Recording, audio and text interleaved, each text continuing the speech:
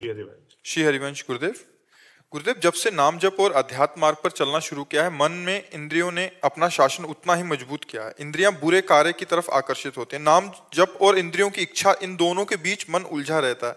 कहीं मैं हार ना जाऊं, इस युद्ध में कैसे जीता जाए महाराज जी?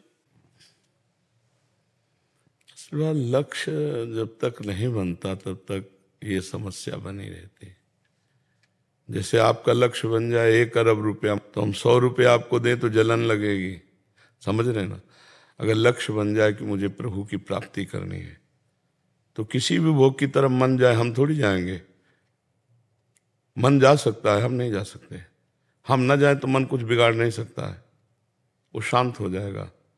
इसकी इच्छाओं की पूर्ति करते रहोगे तो एक भारी तृष्णा का बोझा लाद करके फिर नरक जाना पड़ेगा, फिर जन्म मरण होगा। हमको एक बार ना करना है, इससे एक बार ना करना है, अच्छे से ना करना है। आप सोचो, मन कहता है शराब पिए, आपने दृढ़तापूर्वक नियम ले लिया नहीं पिएंगे, कुछ दिन बाद जाना ही बंद कर देता है, समझिए। फिर कभी दृश्य ऐसा देखा तो फिर मन जा सकता है, पर हम जब ना कह दिए तो मन उसमें राजी हो जाता है धीरे धीरे। तो यम ही न व्यथ्यन्ते पुरुषम पुरुषर्षभ सम दुखा सुखा धीरम स्वमृतत्वाय कल्पते। जो मन और इंद्रियों के द्वारा विषयाकर्षण से दी हुई वृथा को, अंदर जो क्लेश होता है उसको सह लेता है, लेकिन गलत नहीं जाता, वो भगवान को प्राप्त होता है, वो अमृत पद को प्राप्त होता है। तो अपना लक्ष्य दृढ़ रखिए। आप कैसे फिसल सकते हैं? हमारा जब लक्ष्य ही नहीं है तो हम फिसल कैसे सकते हैं? महाराज जी, कश्मकश रहती है अंदर से। ऐसा लगता है कि मतलब नहीं जीत पा रहे हैं, नहीं जीत पा रहे हैं। फिर नाम जप रोकता है, नाम जप। अच्छा, तो हरा भी क्या दे रहा है आप हमें बताओ? ऐसे बड़ी कोई भी भूल नहीं हो पा रही है, लेकिन छोटी छोटी भूल हो रही हैं, और वो भी। आप चिंता न करो, आप चिंता न करो। ये तरंगे हैं, मन की तरंग मान ले, बस हो गया भजन। इसको मारना है, बस शांत रहो, कुछ नहीं बिगड़ेगा तुम्हारा। शांत रहो, तुम गिरोगे भी तो गोद में भगवान की शरण में हो, उनका नाम जप करते हो। कोई चूक भी हो जाए तो भगवान उधर देखते भी नहीं।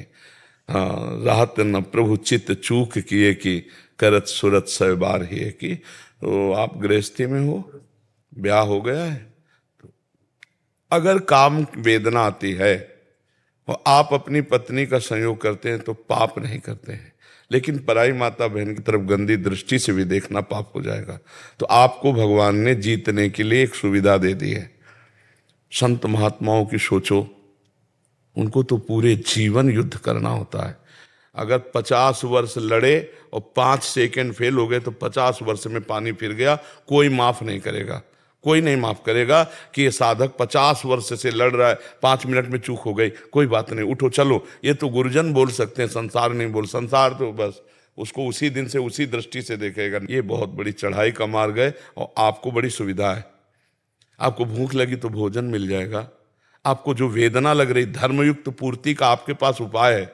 जरा कभी कभी उनके लिए भी सोच लिया करो, जैसे पूरी जिंदगी दिए हुए संत महात्मा है, कि इनकी सोच में भी कुछ नहीं आना। सोच में भी, क्रिया तो बहुत दूर की बात है। जहां सोच में आया तो फिर क्या रह गया? ध्याय तो विषयांत पुंसांस। अगर विषयों का ध्यान हो रहा है तो संगास्ते सुपजायते, संगात संजायते कामा, कामात क्रोधो भी जायते, क्रोधात बहुत सम्मोहा, सम्मोहा स्मृति विभ्रमा, स्मृति भ्रंशात बुद्धिनाशो, बुद्धिनाशात प्रणश्यति। तो आप तो बड़े सुविधा में हो, किले के अंदर से युद्ध कर रहे हो। नाम जप करो, डरो मत, करो सदा तिनके रखवारी, जिम बालक राखे महतारी। हमारे भगवान के वचन है, बस सहना होगा। सहत सहत बाढ़े भगत गृह तन गुरु हितगार।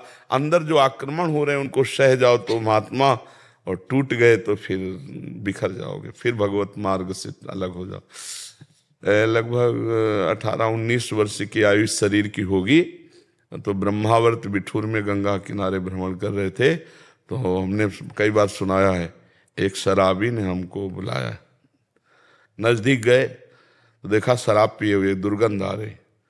भाई क्या कहना चाहता है? बोला हमारे पीछे आओ। तो हम कौतुकी स्वभाव के, आखिरकार क्या करेगा ये, देखते। वो पीछे ले गया और वैकुंठ धाम में ले गया, और भगवान श्री हरि की छवि को ऐसे देख। बोले देखते इस मूर्ति को? हम कहा हाँ। बोले नीचे क्या है? कहा संगमरमर। ये मूर्ति किसकी है? हम कहा संगमरमर की। बोले समझा कुछ? हम कहा नहीं।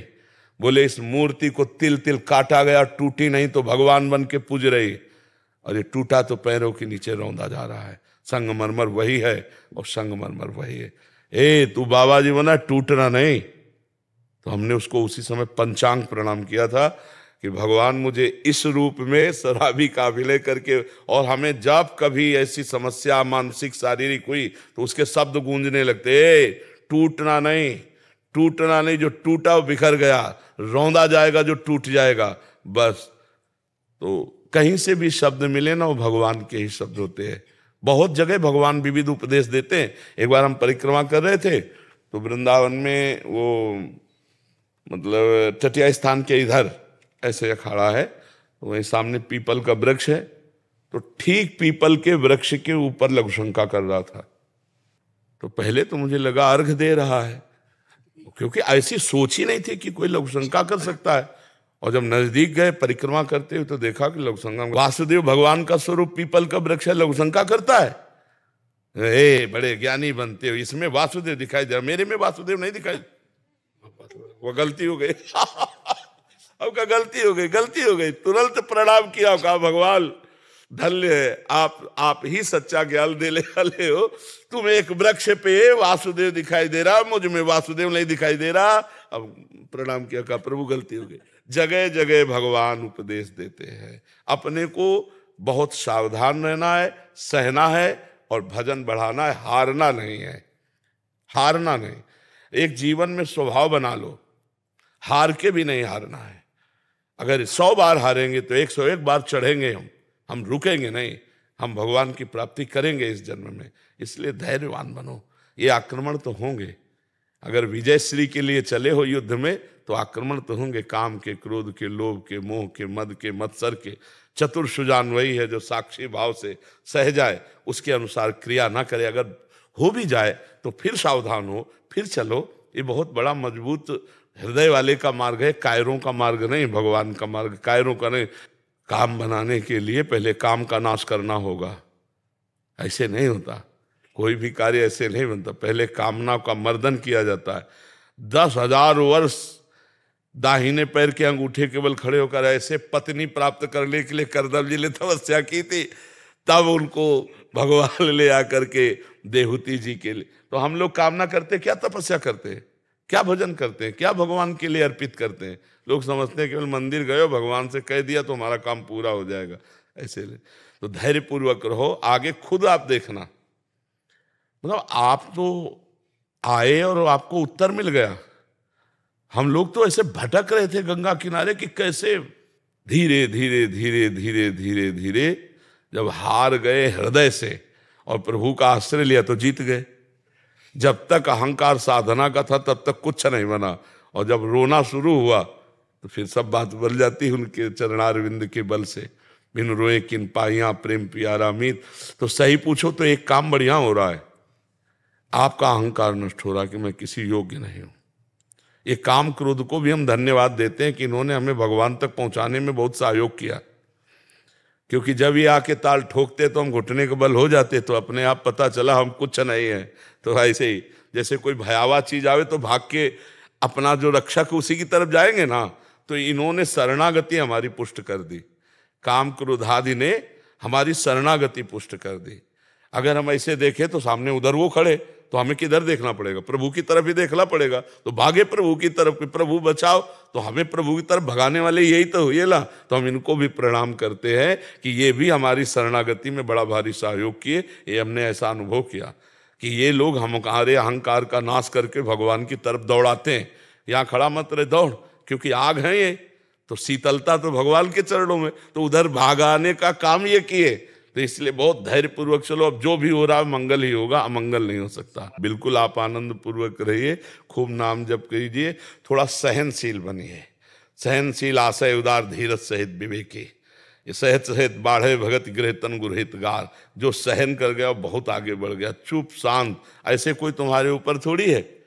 आप जब व्यक्त करोगे तभी है, आप जब अनुमति दोगे मन को तभी वो कुछ कर पाएगा, नहीं कुछ नहीं कर पाएगा। वो केवल जलाता रहता है। वो प्रमथन स्वभाव की इंद्रियां, प्रमथन स्वभाव का मन है, साधक को जलाता रहता। साधक सोचता है ये काहे को जलन जलें, भोग भोग लें। और भगवान कहते त्यागात शांति अनंतरम, भोगों का त्याग करने पर शांति प्राप्त होती है, और गलत सलाह बुद्धि दे देती कि भोग ले यार 2 मिनट में शांति प्राप्त हो जाएगी। बस वो तो क्रिया हो गई, लेकिन उसका जो संस्कार बना वो जीवन भर तुम्हें काटता रहेगा, भगवान से बिलक करता रहेगा। इसलिए बहुत सावधान रहना चाहिए।